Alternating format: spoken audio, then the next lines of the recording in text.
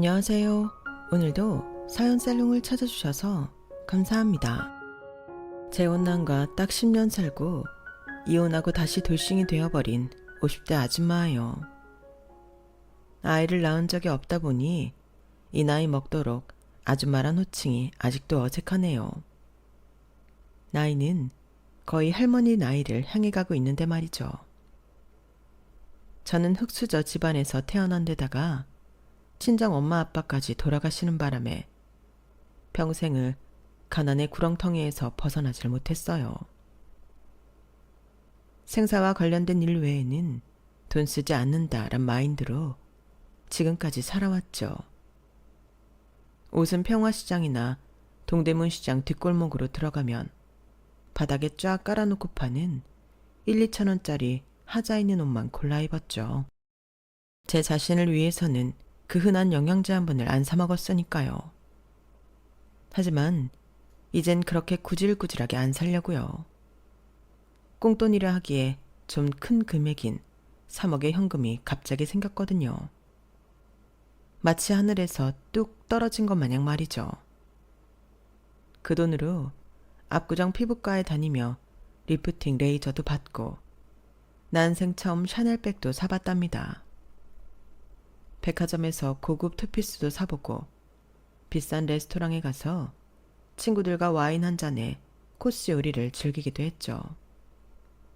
더 이상 돌볼 가족도 없으니 이젠 온전히 절 위해서만 살아보려 합니다. 지금껏 안 해본 사치도 좀 부려보면서 말이죠. 여러분은 갑자기 3억 정도의 꽁돈이 생긴다면 무얼 하고 싶으신가요?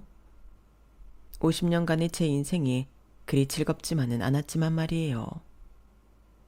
저희 친정 엄마 아빠는 같은 고아원에서 자라며 친하게 지내다가 성인이 되어 부부가 된 케이스예요. 고아원에서 독립해야 할 나이가 되어 서로 생계 고민 상담해 주다가 눈이 맞았다고 하네요.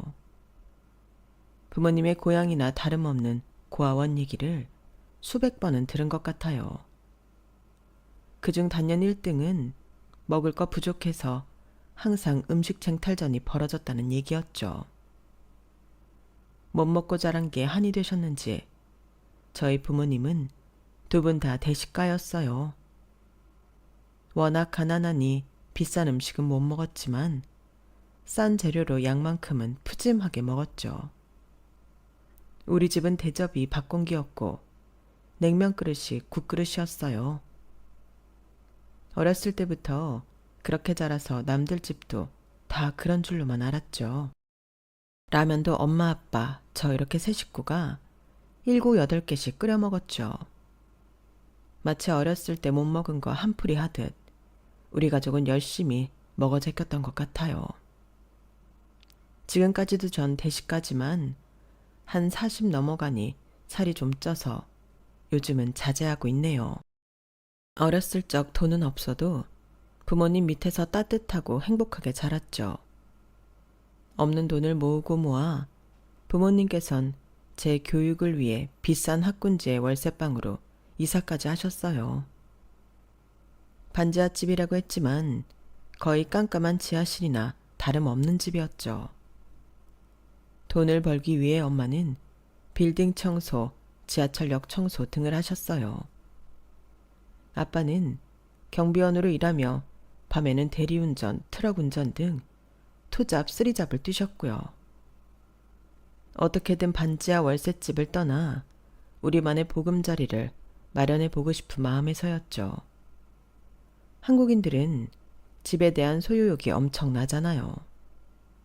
무조건 내 집 하나는 있어야 한다는 목표를 위해 몇십 년을 고생하죠.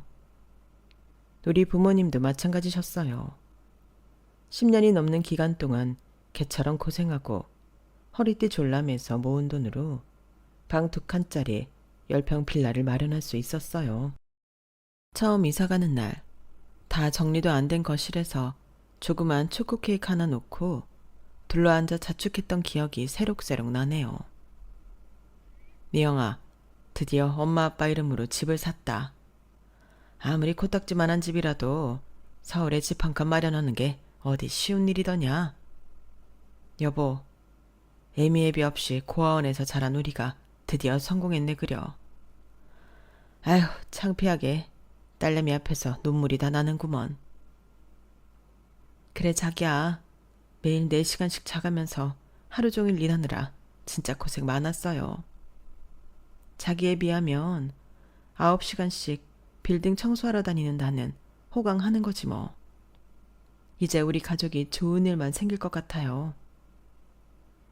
그래요, 엄마, 아빠. 울지 말아요. 괜히 나까지 눈물 나잖아. 이렇게 우리 세 식구는 부둥켜 안고 1시간 넘게 엉엉 울었답니다. 지금껏 고생한 서러움과 드디어 집을 장만한 기쁨이 뒤섞인 눈물이었죠. 그러한 기쁨도 잠시, 진짜 어렵고 힘들게 마련한 그 집은 3개월 만에 휘리릭 날아가 버립니다. 인정 많던 아빠가 같은 고아원 출신 친구에게 보증을 서준 게 잘못되었기 때문이죠. 아직도 우리 집 세간살이에 빨간 딱지가 더덕더덕 붙어있던 게 또렷이 기억나네요. 아빠는 딱지 붙이러 온 아저씨들에게 소리쳤어요. 안 돼. 딱지 붙이지 마. 내 피 같은 집이라고.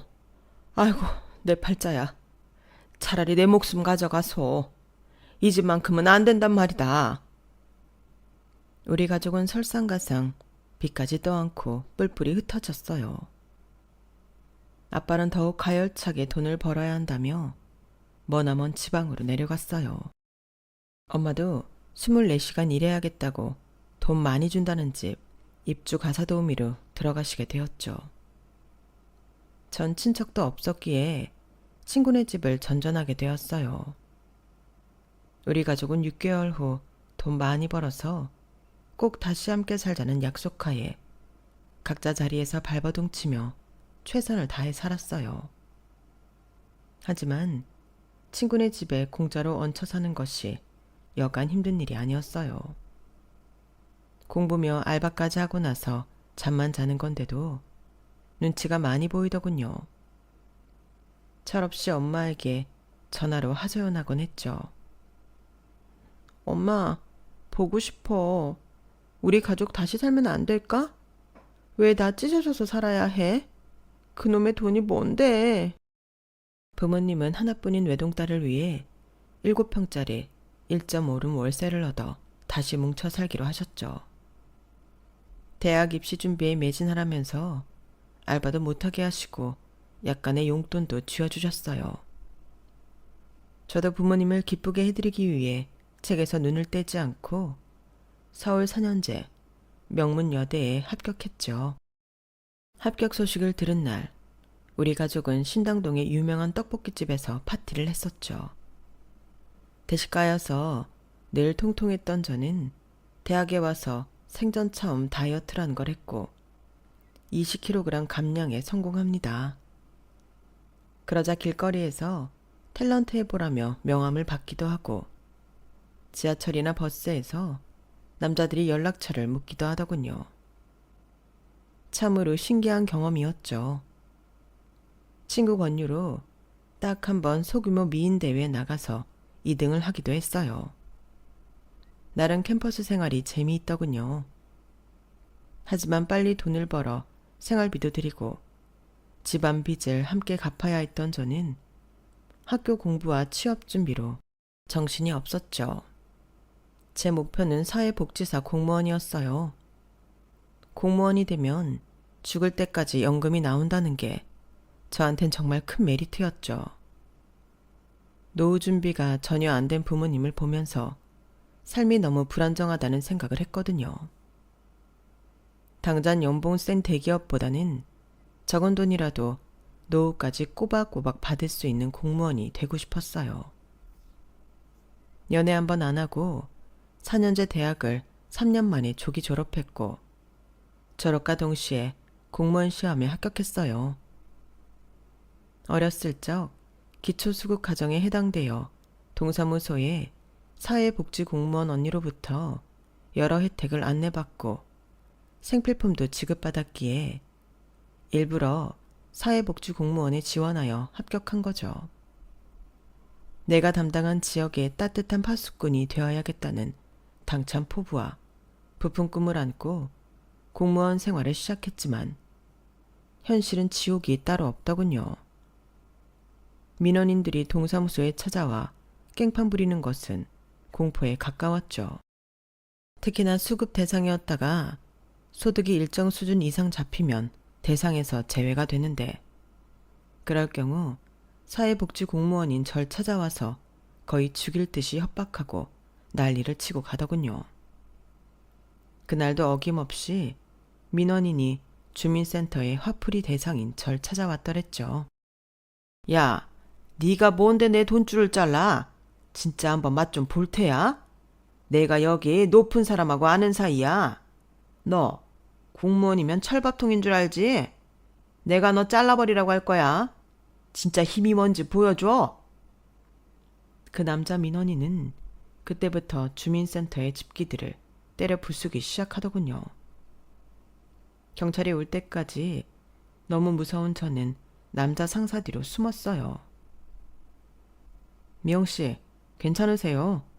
경찰 와서 다 잡아가고 해결됐으니 앉아서 물 좀 마시면서 진정해요. 많이 무서웠죠?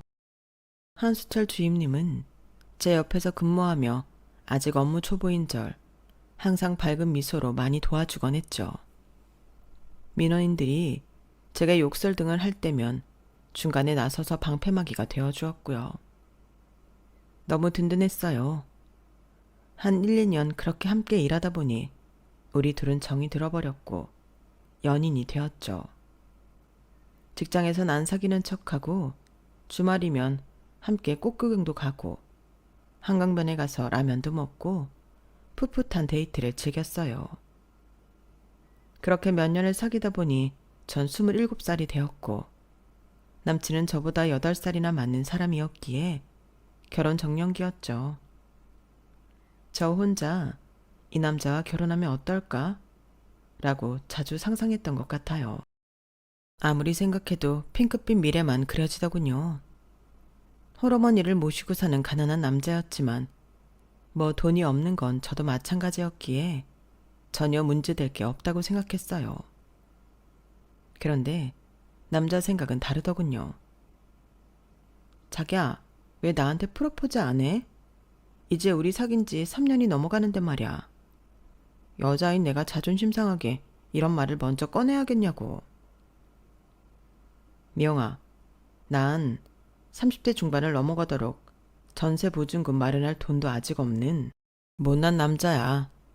자기처럼 늘씬하고 아름답고 똑똑한 여자가 괜히 가난한 우리 집 와서 고생할 거 생각하면 지금이라도 자기를 놔줘야 하나 싶어. 날 떠나가도 원망 안 할게. 자기는 충분히 더 돈 많은 남자 만나서 결혼해. 그럴 자격 있어. 뭐? 지금 장난해? 우리 집도 돈 없긴 마찬가지고 내가 억대 연봉자도 아니고 자기랑 똑같은 일을 하는 공무원인데 대체 왜 이러는 거야? 난 일찍이 돈 문제 초탈한 사람이야. 죽을 때까지 연금 나올 텐데 뭔 돈 타령이야. 시덥잖은 소리 집어치우고 얼른 결혼 날짜 잡자고. 자기도 나 사랑하고 결혼하고 싶잖아. 오케이? 경제적인 문제 때문에 자신 없어하는 남친이 혹여 나랑 헤어지자고 할까봐 두려웠어요. 진국인 이 남자랑 꼭 결혼해서 평생 행복하게 살고 싶었거든요.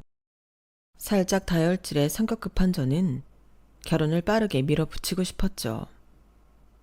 그렇게 서로의 부모님 만나뵐 시일을 조정하고 있을 때쯤 우리 가족에게 청천벽력 같은 일이 벌어지고 말았어요. 수십 년간 애주가로 살아온 아빠에게 심한 강경화 판정이 내려진 거예요. 그동안 일하느라 건강검진도 제대로 못 받은 아빠는 이대로라면 얼마 남지 않았다는 의사의 말에 충격을 받았죠. 엄마도 저도 충격받긴 마찬가지였어요. 엄마, 대체 의사가 뭐래? 아빠가 시르에 빠져 저렇게 누워만 계시니 답답해 죽겠네. 미영아, 간이식만이 살 길이란다. 너랑 나랑 얼른 검사 받아보자. 혹시나 간이식 가능하면 해드려야지. 우선 아빠를 살리고 봐야 하니. 죽도록 고생만한 아빠를 저렇게 그냥 가게 두고만 볼 수 없다. 저와 엄마는 바로 검사를 해봤지만 어쩐 일인지 아빠에게 간이식을 해드리기엔 부적합하다는 판정을 받았죠. 우리 모녀는 애가 탔어요. 남친은 까맣게 타들어가는 제 속을 알고는 본인도 검사를 받겠다며 나서더군요. 나도 바로 검사 받아볼게. 적합하다면 장인어른 위에 간이식 못 해드리겠어. 남친은 너무 고맙게도 검사를 받아봤지만 역시나 부적합하다고 하더군요. 그렇게 저희 가족은 아빠를 마냥 지켜볼 수밖에 없었죠. 마음이 미어져 남친 품에서 많이도 울었어요. 자기야, 돈 많은 사람이면 어떻게든 이식할 수 있는 간을 찾아왔겠지? 이 순간 내가 재버리고 싶어. 불쌍한 우리 아빠. 그렇게 아빠는 5개월 만에 허무하게 세상을 떠나셨어요. 돌아가시기 3일 전, 아빠는 저와 엄마, 그리고 남친을 한자리에 불러 모았죠. 말 한마디 하기도 힘이 드는구나. 아마 이제 얼마 후면 저승사자들이 날 데려가겠지? 한 가지 부탁이 있네, 한서방. 우리 미영이 잘 부탁하네. 자네라면 우리 귀한 딸 믿고 맡길 수 있을 것 같아. 얼른 결혼해. 이게 아빠의 마지막 유언이었어요. 그 이후로 상태가 급격히 나빠져 중환자실에 계시다가 돌아가셨죠. 남친은 이미 사위가 된 마냥 모든 장례 절차를 주관하며 마무리해 주었죠. 너무 든든하고 고마웠어요. 아빠 간병하고 장례 치르느라 힘에 부친 엄마도 남친에게 정말 고마워했죠. 고맙네, 한서방. 이제 미영 아빠 돌아가셨으니 결혼 준비 다시 시작하게나. 산 사람은 살아야지. 엄마가 걱정됐지만 저는 그동안 잔뜩 밀린 업무에 출장까지 겹쳐 일주일간 지방으로 내려가야 했어요. 지방에 내려간 지 딱 3일째. 남친으로부터 다급하게 전화가 옵니다. 미영아, 너무 놀라지 마. 장모님이 심장마비로 돌아가셨어. 얼른 서울로 올라와 봐야 할 것 같아. 자기가 전화를 안 받아서 나한테 병원 측에서 연락이 왔어. 장모님 폰에 한서방이라고 저장되어 있었다고. 뭐? 아빠 돌아가신 지 10일밖에 안 됐는데 우리 엄마가 뭐? 어떻게 됐다고? 확실한 거야? 지금 바로 갈게. 마른 하늘의 날벼락도 유분수지. 정말 세상의 모든 신에게 울부짖으며 원망을 퍼부어댔어요. 내게 있던 모든 가족과 행복을 빼앗아가야 이 불행이 끝나는 건지. 절망의 나락으로 떨어져만 갔죠. 가까스로 날 붙잡아준 건 오로지 남친뿐이었어요. 남친은 혼인신고만 하고 얼른 같이 살자고 하더군요. 네가 너무 불안해 보여. 안 되겠어. 상견례를 생각하고 우리 엄마 얼른 만나보고 혼인신고만 하고 우리 집에서 같이 살자. 그렇게 예비 시어머니를 빠르게 만나게 되었어요. 시어머니 하면 며느리 구박만 할 거란 편견을 갖고 있었던 터라 괜히 경계부터 했죠. 하지만 남친 말대로 정말 좋으신 분이더군요. 만나자마자 제 손을 덥석 잡으시고는 엉엉 우셨어요. 아휴, 어찌 이런 고운 아가씨한테 이렇게 슬픈 일이 연달아 일어나냐. 하늘도 참 무심하시지. 아가, 얼른 우리 집으로 들어오거라. 내가 친엄마처럼 잘해줄게. 물론 네가 싫다면 분가해서 너그 둘만 살아도 좋다. 결혼은 니네 둘이 하는 거니까 난 아무 상관하지 말고 니네 좋을 대로 하렴. 순간 시모가 진짜 내 엄마처럼 느껴졌어요. 저도 고개를 파묻고 한참을 울다가 답했죠. 어머님이랑 다 같이 살래요. 도저히 저 혼자는 무섭고 외로워서 못 살겠어요. 이렇게 남편과 혼인신고만 하고 직장 동료들과 함께 식당에서 밥 한 끼 먹고는 시모와 합가하는 신혼생활이 시작되었어요. 시모는 절 친딸처럼 잘 대해주셨어요. 제가 부엌에라도 들어가려고 하면 아 설아, 대학 나와서 바깥일까지 하는 사람은 집안일 하는 거 아니다. 부엌일은 한 사람이 해야 정신 사납지 않은 법이야. 내가 앞으로 다 할 테니 넌 들어가서 쉬렴. 모처럼 쉬는 날인데. 이러셨죠. 이토록 고마운 시모가 또 있을까요? 남편과 시모로부터 공주 대접을 받으며 행복하기만 한 나날이었답니다. 돈은 둘 다 흑수저 출신이니 원래도 없었지만 맞벌이를 하니 부족함 없이 살 수 있었죠. 모든 게 완벽한 결혼 생활이었지만 하늘이 질투를 했는지 아기 천사를 내려주지 않더군요. 아기를 간절히 원한 지 어느새 7년째. 더 이상 시험관이며 인공수정이며 힘들어서 못하겠더라고요. 우리 부부는 다 포기했지만 시모에게 죄송한 마음이 들었어요. 어머니 죄송해요. 7년을 노력해도 아기가 안 생기네요. 다 부족한 제 탓입니다. 네 며느리야, 죄송은 무슨. 이게 어디 죄송할 일이냐? 너도 그동안 할 만큼 했다. 시험관 한다고 주워 놓고 그럴 때 내 마음이 찢어지더구나. 너희만 행복하다면 됐어. 요즘 신세대들 유행이 아기 안 낳고 부부끼리 즐기는 거라던데. 아, 여행이나 다니면서 재미나게 살거라. 쿨하게 말씀해 주신 시모 덕분에 7년간 불임으로 마음고생했던 제 속이 좀 치유가 되는 듯 하더군요. 너그러운 시모와 남편의 존재에 감사하고 또 감사했죠. 그런데 어느 날부턴가 터미네이터처럼 우락부락했던 남편의 탄탄한 몸이 풍선 쪼그라들듯이 쪼그라들더군요. 여보, 요새 다이어트해? 왜 이렇게 마른 거야? 아, 그런가? 요새 헬스에 수영까지 해서 몸무게가 저절로 빠졌나 봐. 건강하고 좋지 뭐. 아니야. 자기 요즘 부쩍 피곤한다는 말을 달고 살고 건강검진 좀 받아봐. 직장에서 건강검진 받았을 땐 아무 이상 없다고 나왔었는데 이번엔 느낌이 좀 달랐어요. 건강하게 살이 빠진 느낌이 아니었죠. 아니나 다를까 병원으로부터 당장 호출 명령이 떨어졌어요. 우리 부부는 긴장을 한 채 의사 앞에 가서 설명을 들었죠. 의사가 조심스레 말을 꺼내더군요. 남편분 췌장암이 진행되었네요. 좀 더 일찍 발견했어야 하는데 지금부터라도 최선을 다해봅시다. 환자분이 적극적으로 임해주시면 그래도 생존 확률이 좀 있지 않을까 싶습니다. 네? 그게 무슨 말씀이세요, 선생님? 우리 남편 그럼 췌장암 몇 개 정도 되는 건데요? 현재 3기 정도 됐고 주변 혈관으로 전이가 됐습니다. 생존 확률은 한 5% 정도 보고 있습니다. 10에서 15개월 정도 남았다고 생각하고 계시면 될 것 같네요. 5%며 10개월이며 15개월이며 다 외면해버리고 싶은 수치들이었죠.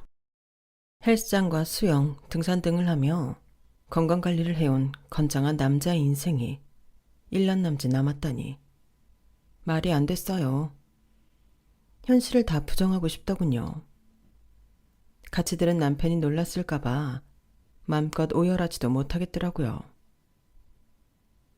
여보, 의사 말대로 당장 수술하고 최대한 치료해봅시다. 5%면 100명 중 5명은 산다는 거잖아요. 충분히 가능성 있어. 내 말 믿죠? 병원 복도에서 남편은 저를 꼭 끌어안아줬어요. 우린 최대한 시모가 놀라지 않도록 말씀드리기 위해 전략을 짰죠. 하지만 자기 자식이 말기 암이라는데 쇼크받지 않을 부모가 어디 있겠나요? 시모의 오열에 우리 부부도 마음이 찢어졌어요. 아, 내 새끼. 내 금쪽 같은 아들이 왜 그런 몹쓸병에 걸렸다냐. 이렇게 건강관리 잘하고 성실하고 착한 내 새끼. 저승사자들아, 날 대신 데리고 가라. 내가 우리 아들 대신 죽을란다. 어머님, 제가 옆에서 잘 간호할게요. 걱정 마세요. 이 사람 절대 안 죽어요. 제가 그렇게 만들 거예요. 그때부터 말기 암 환자와 간병인의 생활이 시작되었어요. 공무원 생활이고 뭐고 다 때려치고 서서히 죽어가는 남편 옆에만 있고 싶었죠. 하지만 그때만 해도 20년을 채워야 평생 연금을 받을 수 있었기에 직장 생활을 계속해야만 했어요. 시모와 이교대로 간병을 했고 병원에서 출근하는 일이 다반사였죠. 남편은 생각보다 잘 버텨주더군요. 몇 개월이 지나자 같은 병동의 췌장암 환자들과도 친해질 정도로 병원 생활에 익숙해졌어요. 그날도 남편을 부축하여 잠시 환자들 쉼터로 나갔죠. 누군가 발견한 남편은 반가운 지인을 만난 듯 소리쳤어요. 한수혁, 너 수혁이 맞지? 병원에 웬일이야? 고등학교 졸업 이후로 처음 본다. 나 알아보겠니? 내 꼴이 이래서 모르려나? 나 고등학교 한 학년 선배 한수철이야. 반갑다. 선배, 내가 왜 선배를 몰라보겠어요. 우리 이름도 한수철, 한수혁이고 생긴 것도 닮았다고 다들 형제 아니냐고 했었잖아요. 아유, 형님. 이렇게 만나게 되다니 너무 반가워서 내 눈물이 다 나려네요. 남편은 환자들 쉼터에서 아내를 간병 중이던 고등학교 후배를 만나서 반갑게 인사했어요. 그 후배는 아내가 췌장암 말기라서 병원에서 치료 중이라고 하더라고요. 옆에 간신히 서 있던 그 후배의 아내는 힘이 없어 인사도 잘 못했어요. 꼭 우리 남편의 머지않은 미래를 보는 것 같아 무서웠죠. 그 후로 우리 부부와 후배 부부는 가끔 쉼터에서 만나 얘기를 나눴어요. 그렇게 한 달쯤 지났을까? 한수혁이라는 남편 후배가 한동안 보이지 않더니 검은 양복을 입고는 쉼터에 나타났더군요. 어찌나 울었는지 빨갛게 퉁퉁 부은 눈을 하고 말이죠. 형님, 저 지금 와이프 상 치르는 중입니다. 나름대로 열심히 산다고 살았는데 나한테 왜 이런 시련이 닥치는지 세상이 원망스럽네요. 남편과 저도 덩달아 너무 슬퍼지더군요. 우리 부부는 장례식에는 참여 못하니 조의금이라도 몇 푼 봉투에 넣어 전달했어요. 그렇게 남편 후배와의 인연이 끝나나 했더니 그 사람은 남편에게 계속 연락을 하더군요. 자기야, 수혁이가 보호자 먹을 음식 좀 해왔다네. 자기가 대신 나가서 좀 받아줄래? 뭐? 남자가 요리를 잘하나 보지? 난 그냥 편의점 삼각김밥만 먹어도 괜찮은데. 암튼 알았어요. 그렇게 반찬을 받으러 잠깐 나간 자리에서 남편의 후배는 절 붙잡고 많은 이야기를 하더군요. 자기 팔자에 대한 하소연 반, 자기 인생 전반에 대한 TMI 반이었죠. 와이프가 죽은 지 얼마 안 돼 얘기 들어줄 사람이 필요한가 보다 라는 생각으로 최대한 들어주려 했죠. 남편을 통해 제 번호까지 알아낸 그 후배는 가끔 제게 병간호 힘내라는 응원의 문자까지 날리더군요. 남편 간호에 정신없던 전 아무렇지 않게 생각했죠. 10에서 15개월 정도의 시한부 판정을 받은 남편은 그 시일이 다가오자 받아들이고 주변 정리를 하더군요. 그걸 보는 제 마음이 찢어졌어요. 급기야 남편이 하는 말에 화를 냈죠. 뜬금없이 제게 그 남자 후배 얘기를 꺼내더라고요. 자기야, 이렇게 이쁘고 고운 자기를 홀로 두고 먼저 가게 되어 미안해. 내 목표는 탤런트 최수종 씨처럼 부인한테 지극정성으로 잘해주고 공주 대접해주는 거였는데 자기가 어떻게 느꼈나 모르겠네. 이제 자기가 30대 후반을 향해 가니까 나 죽으면 지체하지 말고 바로 재혼해. 40 넘기 전에 말이야. 아마 다른 사람 만나면 아기가 생길지도 모르지. 예쁘게 새 가정 꾸려서 평생 행복하게 살아. 내 후배 한수혁 이놈 괜찮은 것 같아. 고등학교 때도 좀 구두쇠이긴 했어도 열심히 살고 똑똑한 놈이었어.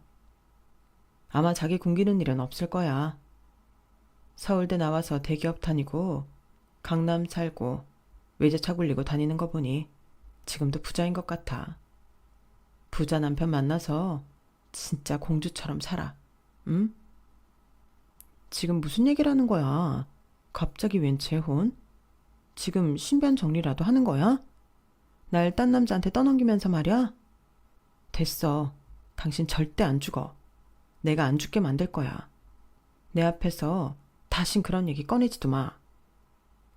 하지만 제 부탁과는 달리 남편은 자꾸 그 후배 얘기를 꺼내며 재혼 얘기를 했고, 심지어 그 후배한테 연락해서 병원에 찾아오라고 하며 저와 한마디라도 더 나누게 하더군요.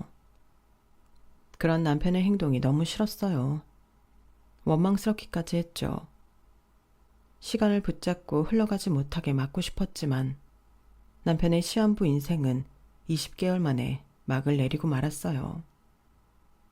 긍정적이라고 해야 할지 뭐라 해야 할지 모르겠지만 남편의 마지막 말은 자기야, 나 15개월 산다고 했었는데 5개월이나 더 살았다. 그치? 였죠. 남편의 장례를 치르는데 그 남자 후배가 3박 4일 동안 와서 거들어 주더군요.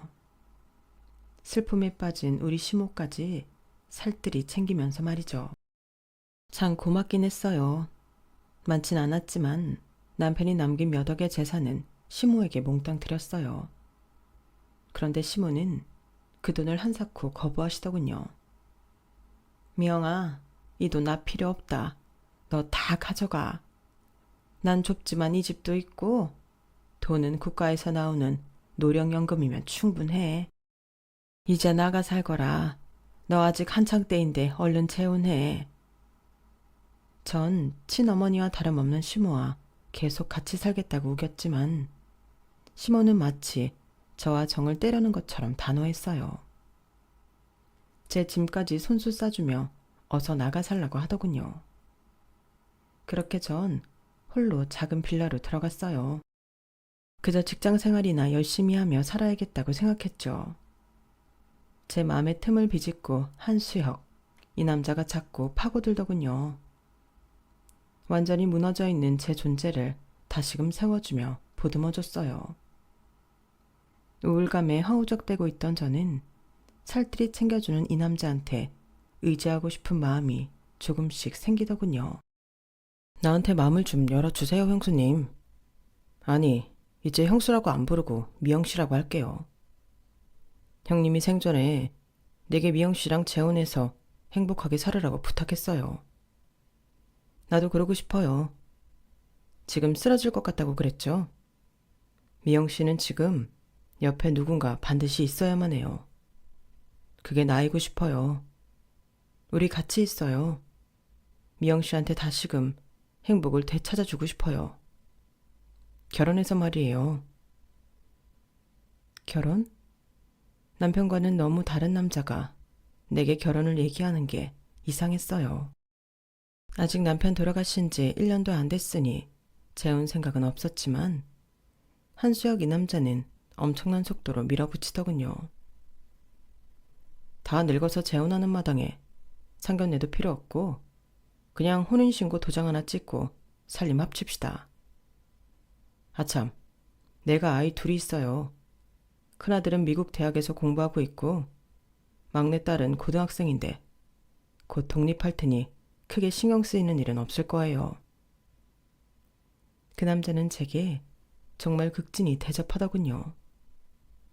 전에는 가보지 못했던 화려한 프랑스 레스토랑에도 데려가고 훌쩍 여행 가자기에 따라 나섰더니 두바이로 날 데려갔어요.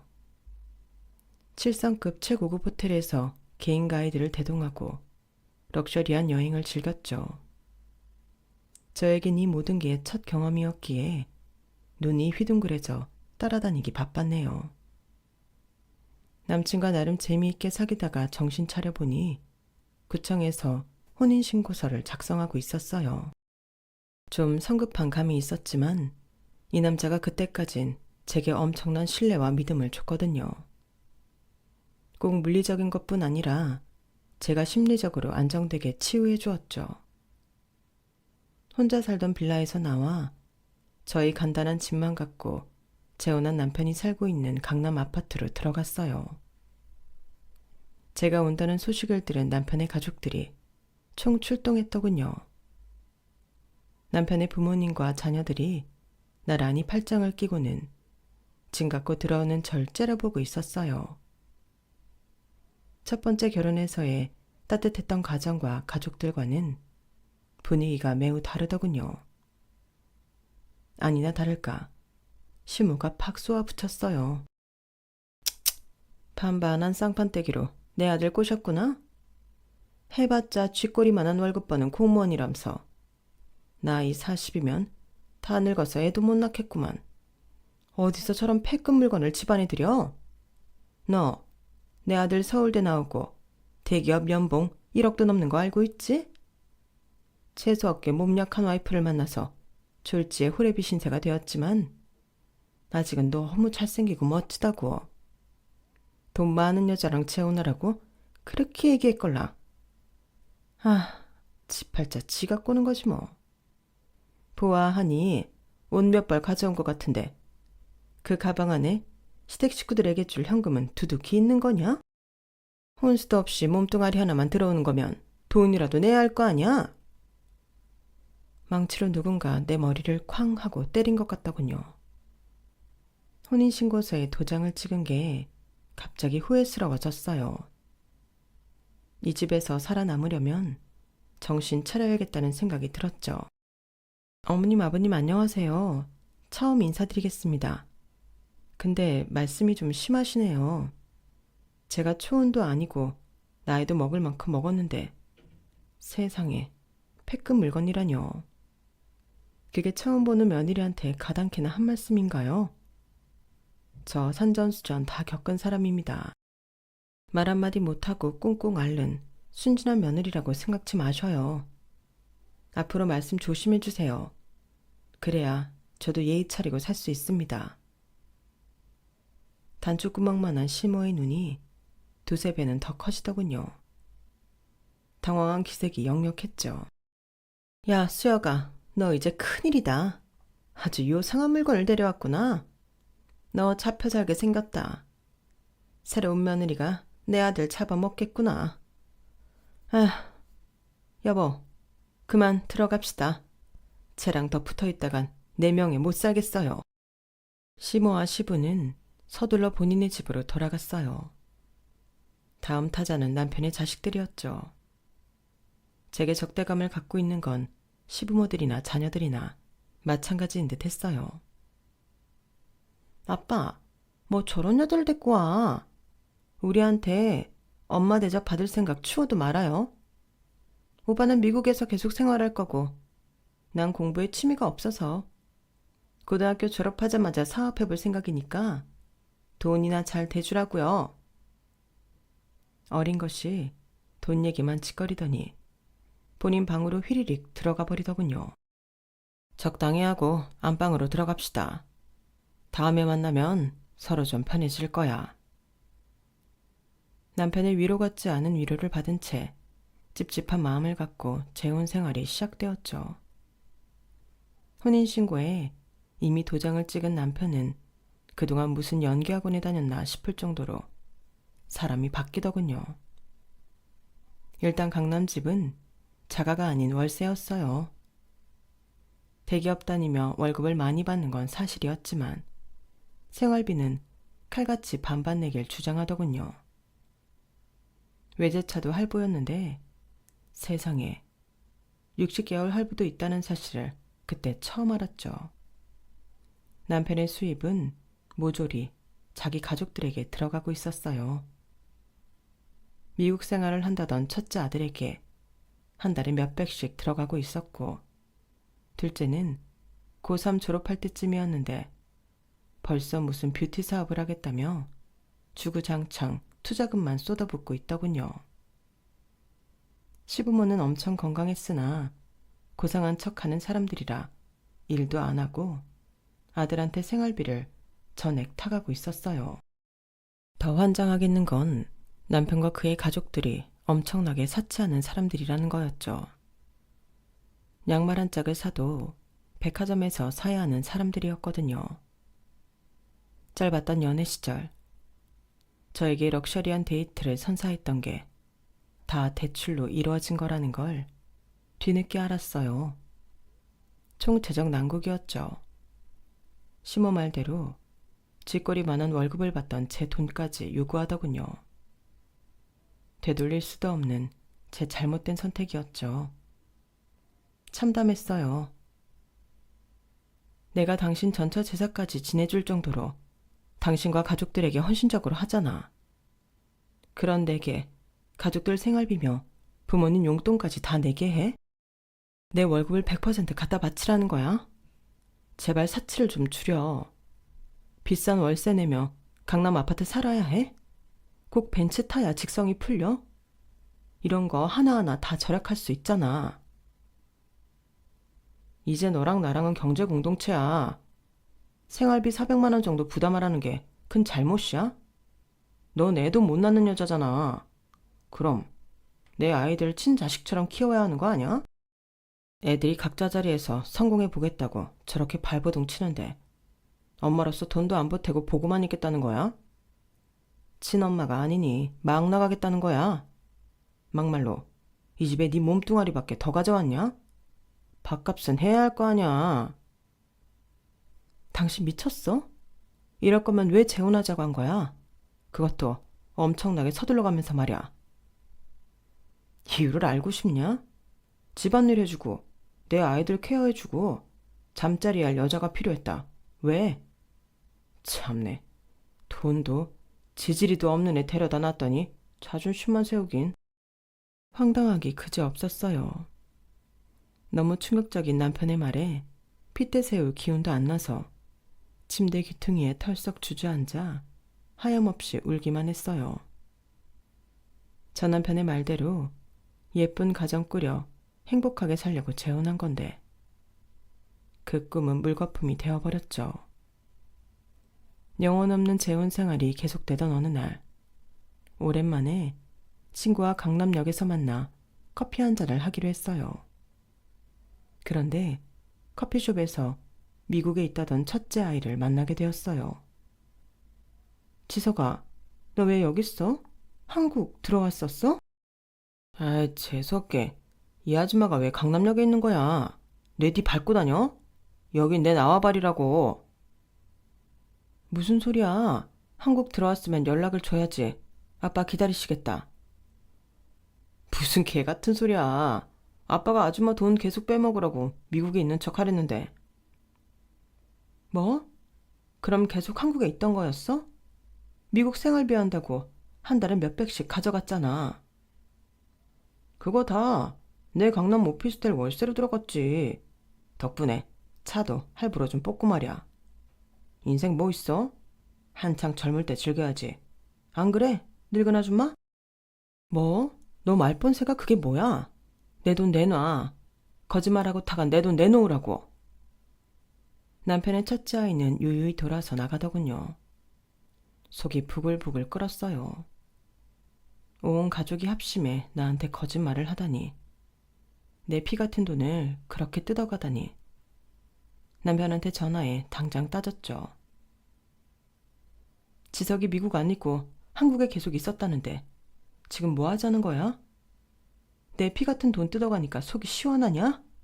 이 돈에 환장한 족속들아. 지금 업무 중이야. 별것도 아닌 거 가지고 일하는 사람한테 지랄이야. 끊어. 돈 없이도 사랑받으며 따뜻하게 살았던 첫 번째 결혼이 생각났어요. 전 남편이 미치도록 그리웠죠.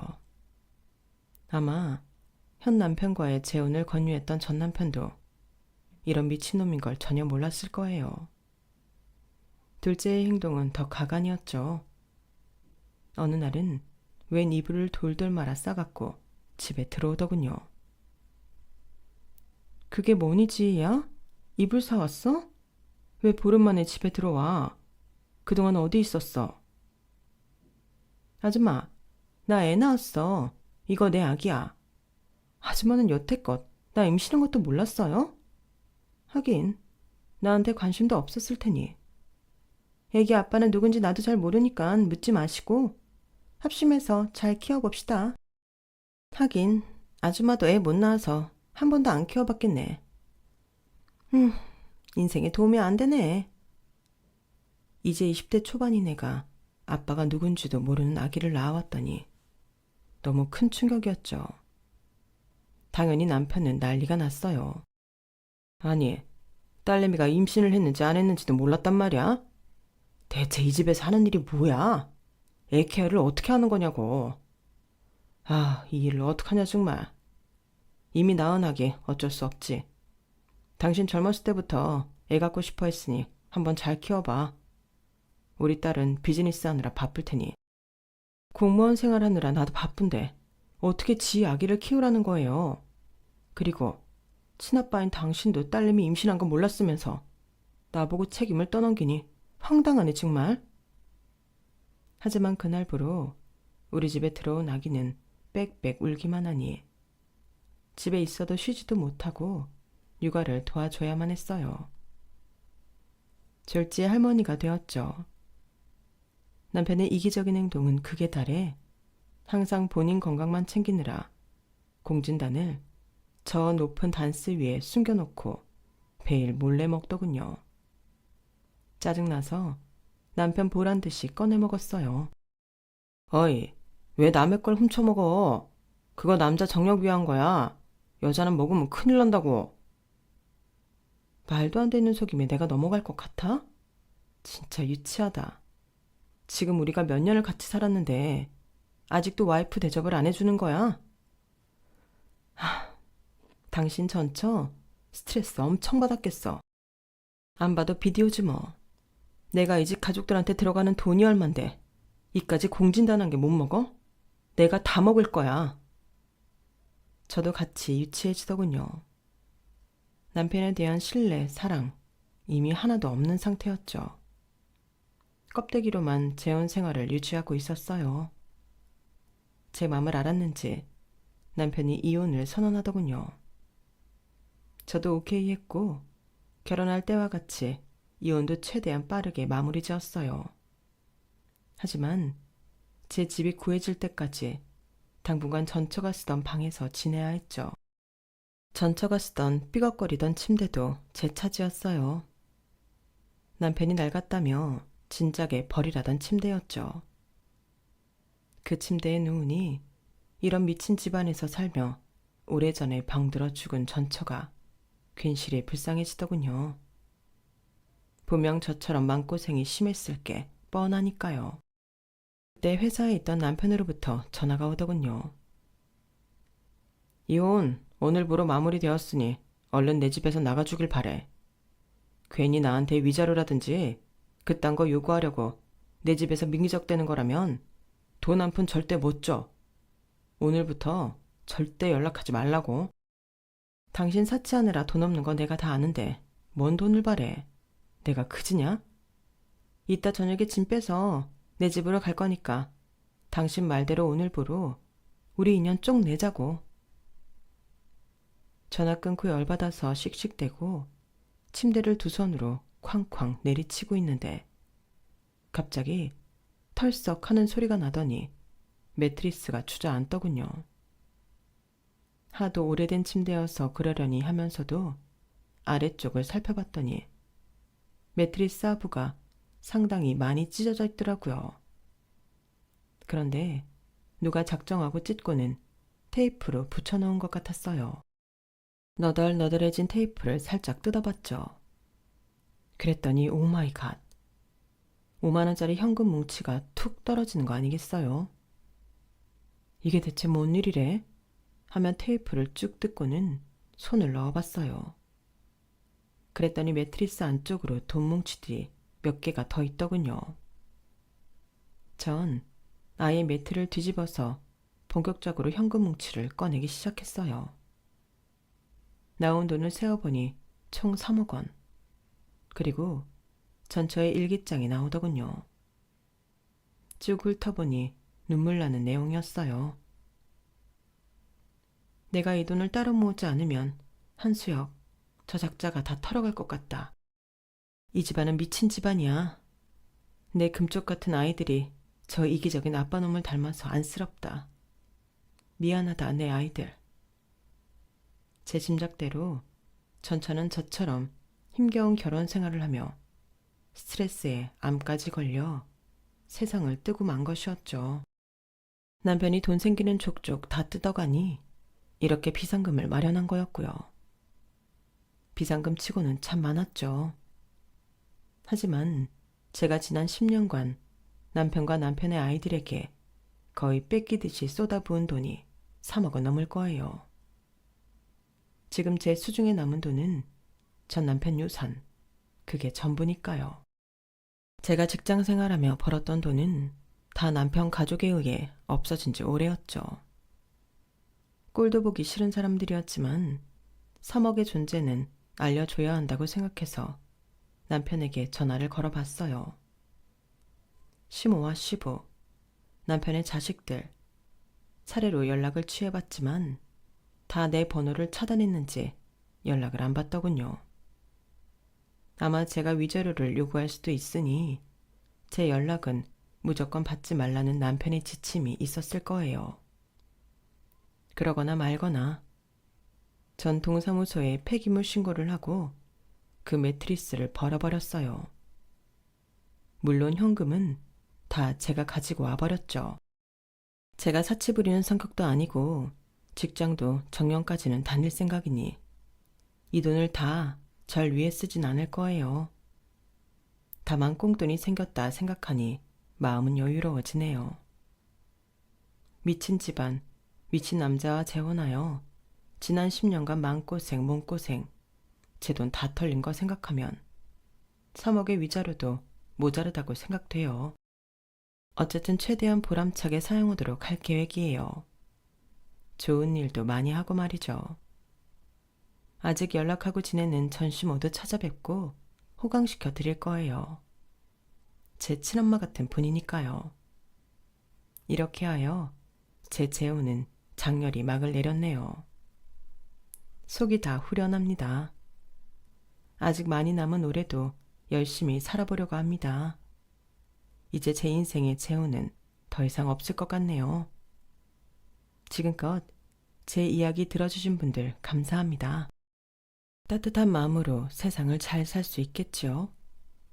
응원해주세요. 그럼 다들 건강하시고 행복하세요. 여러분, 사연 댓글에 응원과 현명한 조언 부탁드려요. 좋아요와 구독은 저에게 큰 힘이 됩니다. 오늘도 좋은 일 가득하세요.